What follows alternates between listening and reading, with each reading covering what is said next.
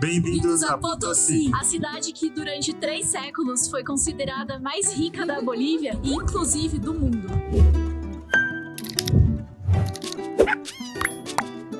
Bom, começamos no dia aqui, confeitaria, restaurante, café, o que precisar, aqui do lado da Casa da Moeda. Era o único lugar que tinha aberto antes das 8 horas. Então aqui a gente pediu desayuno americano. Daqui, ó, daqui tá lá o desayuno. É isso, tudo isso aqui é o desayuno americano. Isso aqui foi 47 bolivianos. A gente pediu uma água também de 2 litros, que foram 14 bolivianos. E o Bruno pediu 2 empanadas, agridoce. Eu nem sei quanto foi. E eu não sei quanto foi a empanada. Mas a gente coloca aqui na tela quanto custou. Também a nota do que a gente achou do custo-benefício aqui. Bom, pessoal, a gente voltou aqui pra dar um ponto de atenção pra vocês. Aqui na Bolívia, a gente viu em alguns lugares esse molho aqui. Ele parece um molho de tomate. Ele tem textura de tomate e tudo. Tem cheiro de tomate? Ele tem cheiro de tomate, mas ele não é tomate. Talvez tenha tomate, mas ele é um molho de pimenta muito forte. Veio até no café da manhã. Eu não sei se alguém toma café da manhã. 8 da manhã. Pimenta. Então, fiquem atentos se vocês vierem pra Bolívia, porque é pimenta e é das bravas. A nossa primeira parada do dia é aqui na Casa da Moeda. Ponto muito fundamental pra economia e pra história de Potosí. Vocês vão ver ao longo das imagens um pouco mais sobre a história. A entrada custou 40 bolivianos por pessoa e pra você tirar fotos são mais 20 bolivianos. Isso é o preço pra estrangeiro, não sei quanto que é pra quem é daqui da Bolívia mesmo, porque não tem uma tabela de preços, a moça só falou quanto que era mesmo. Olhou pra cá e falou 40. E a visita aqui, ela é guiada e dura cerca de 1 hora, 1h15. E você tem que guardar também as coisinhas nos lockers. Os lockers, diferente de alguns lugares que a gente viu, não são pagos à parte. Já tem incluso aqui no caso. É um edifício histórico monumental. Funcionou como principal casa da moeda do Império Espanhol na América e posteriormente da Bolívia. Uma construção em estilo barroco que por séculos cunhou moedas de prata que circulavam por todo o mundo, financiando o Império Espanhol e influenciando a economia global. Após a independência, continuou a cunhar moedas para a Bolívia até 1951. No museu, podemos encontrar uma grande coleção de arte colonial e republicana, com foco especial em pinturas religiosas da escola barroco mestiço, que funde estilos europeus e indígenas. Extensas coleções de moedas de prata e ouro cunhadas na casa ao longo dos seus 400 anos de história, mostrando a evolução dos designs coloniais e republicanos. Um maquinário de cunhagem com enormes máquinas de lapidação de prata feita de madeira. Essas máquinas, originalmente movidas por mula ou trabalhadores escravizados no subsolo. Também são exibidas máquinas a vapor e elétricas de períodos posteriores. Há também salas dedicadas à mineralogia, exibindo uma variedade de minerais encontrados no Cerro Rico, e uma coleção de objetos de prata. Em resumo, a Casa Nacional de la Moneda é uma visita essencial se você quer entender não só a história de Potosí, mas também o impacto global da prata e da engenharia colonial e da herança social da exploração mineira na América do Sul. Bom, pessoal, aqui onde a gente tá agora é logo ao lado da Casa da Moeda, é a Praça 10 de Novembro, é onde acontece tudo aqui na cidade. Então, além de ser um centro histórico, todas as decorações de Natal estão concentradas aqui. Nesse momento tá acontecendo kart, tipo uma competição de kart, e aonde os turistas vêm aqui no centro de Potosí mesmo.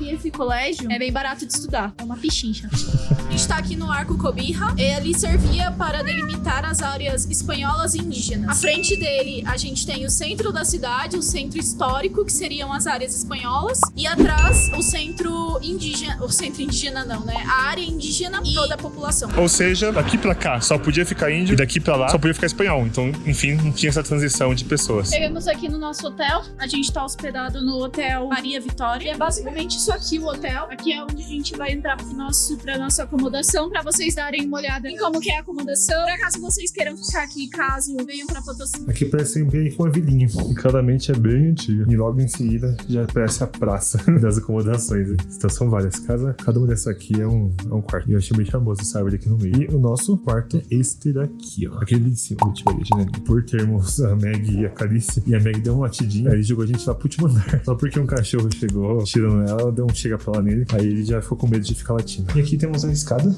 pra nossa acomodação. Então aqui temos um quarto, é só isso, muito segredo não. E um banheiro minúsculo, só entra um. Esse é o banheiro, dá pra perceber que a gente tá ofegante. Atitude, pode ser, pode respirar.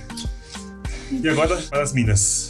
A gente começamos aqui uma agência de turismo colocando roupa. Então a gente é obrigado a usar essa roupa aqui. Tá também na calça. Quando estivermos totalmente equipados, voltamos. Agora sim, estamos listos. E uma bota. Uma verdadeira Uma calça, um showcase, um jaleco. Não é um jaleco? tudo Enfim. tudo grande, menos o capacete. Essa lanterna aqui tem um gosto de prender. Enfim, pra não sair pra não perder mesmo, né? Não cair. É isso, Autos. Agora vamos pra mina.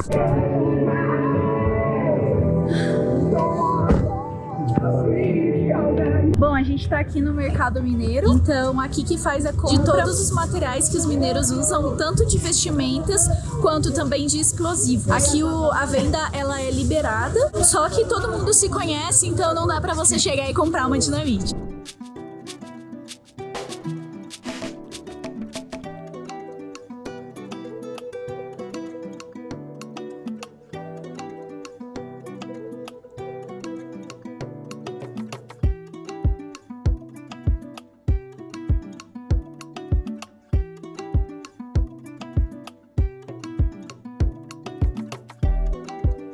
As pratas aqui para homenagear os santos. Bom, chegamos aqui. Hoje é domingo, então não vão haver mineradores trabalhando, mas a gente já descobriu para vocês que hoje trabalham 14 mil mineradores aqui. Eles trabalham com uma cooperativa, então não são trabalhadores formais. É isso, vamos conhecer a mina.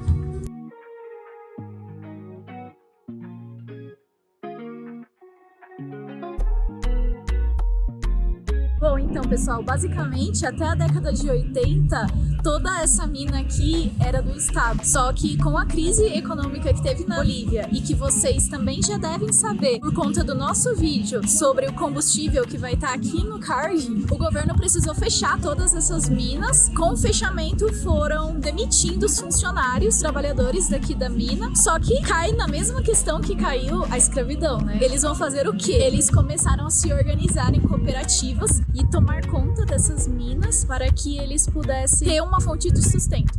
Então hoje as minas são cooperativas por conta disso. Então cada setor que a gente tá vendo aqui atrás é um grupo de mineral e quando enche esse setor, eles são carregados no caminhão e levados para o refinamento, o tratamento desse mineral e posteriormente para sua comercialização. Cada um desses espaços aqui, ó, tem um grupo de mineral, que hoje tá vazio, né? Ou tem bem pouco. Os carrinhos vêm na mina e eles já viram aqui em cima. Aqui na entrada da mina, então, a gente consegue ver que tem algumas manchas escuras. Essas manchas escuras são sangue oxidado das lhamas que são oferendadas para o deus da mina, para que traga mais bênçãos e traga mais minérios e tudo mais. Ali acima havia uma imagem, no final de maio é feita toda essa oferenda. Quando é feito as festividades como o carnaval, por exemplo, eles fecham as minas. Por quê?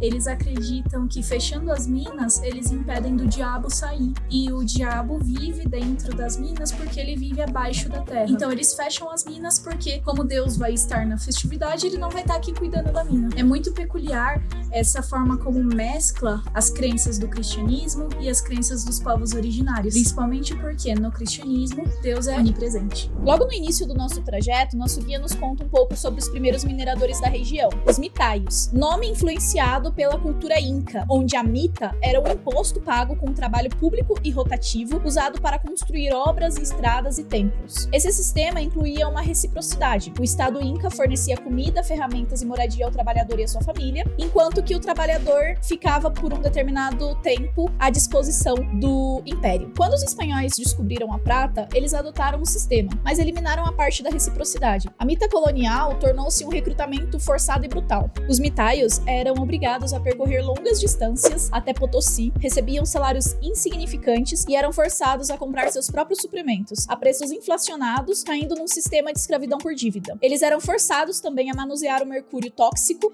no processo do refino da prata, o que causava um envenenamento e morte generalizada. O sistema era tão letal que ser enviado para a mita naquela época era considerado uma sentença de morte, e os homens já eram velados por suas comunidades antes mesmo de partirem. Bom, a gente tá aqui dentro da mina agora, aqui tem um buracão de cerca de 200 metros de profundidade, onde os mineradores eles trabalham lá embaixo também. Aqui na região nós temos cerca de 400 minas ativas, mas na época colonial nosso guia nos explicou que tinha cerca de 5 mil ativas. Então é muita mina. E na época de chuvas, a mina ela começa a se encher aos poucos de água e algumas galerias elas acabam sendo deixadas para posteriormente poder voltar a ser minerada por conta da forma como sobe a água. Então tem o trabalho de bombear essa água também para fora, mas no geral eles têm outras veias que eles podem ir trabalhando. Mais uma coisa que eu queria dizer é que aqui tem um cheiro bem forte de enxofre. Pra quem é fã de Minecraft, não é igual Minecraft não. A gente não bate a picareta e sai um bloco desse tamanho.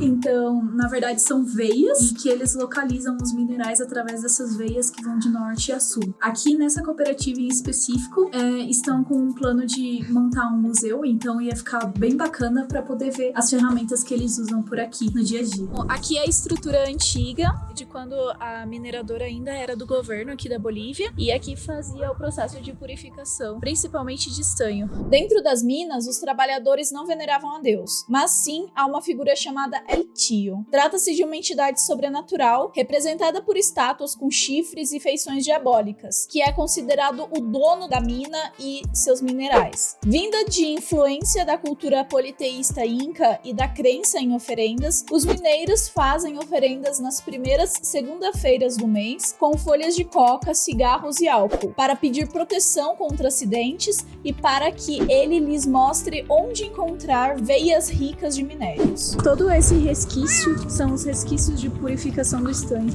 Em 1945, ocorreu então a descoberta oficial da prata no Cerro Rico. Em 1570, o vice-rei Francisco de Toledo implementou a mita, que era o processo forçado de trabalho indígena, e o processo de pátio, que era o uso de mercúrio para refinar a prata. Entre 1580 e 1650, a produção explode e Potosí se torna uma das cidades mais ricas, populosas e caras do mundo, com cerca de 160 mil habitantes, maior do que Londres ou Paris na época. A prata de Potosí financia o Império Espanhol e se torna a primeira moeda global, o Real de A8. A partir do século XVIII, a prata de qualidade e fácil de acesso começa a acabar, e os túneis precisam ser cavados cada vez mais fundos, tornando a operação mais cara, perigosa e menos lucrativa. A produção de prata despenca e a cidade, que dependia inteiramente da mineração, começa a encolher drasticamente, e o luxo desaparece. Em 1952, o governo revolucionário nacionaliza as grandes minas e cria a Comibol, Corporação Mineira de Bolívia, uma empresa estatal que passa a gerenciar o Cerro Rico. Em 1985, o mercado internacional de estanho quebra e o preço do metal despenca da noite pro dia, tornando a operação da Comibol inviável. O governo fecha as minas estatais e demite milhares de trabalhadores. Para sobreviver, os funcionários demitidos se organizam em cooperativas independentes. O governo cede a elas o direito de explorar a montanha e é assim que funciona até hoje. Os mineiros trabalham por conta própria, sem segurança, comprando sua própria dinamite em mercados locais, como os que nós vimos mais cedo. A prata e o estanho de qualidade já se foram. Hoje, eles procuram o que sobrou: zinco, chumbo e minerais complexos de baixo valor. Após quase 500 anos de escavação, o Cerro Rico está oco e estruturalmente instável. O topo da montanha já começou a afundar e estima-se que ela tenha encolhido cerca de 200 metros de altitude. Em 2014, a Unesco colocou Potosí na lista de patrimônios da humanidade em perigo, pois a mineração descontrolada começa a fazer a montanha desmoronar. Vou deixar aqui na legenda do vídeo todas as mídias sociais para vocês acompanharem os amigos da Bolívia.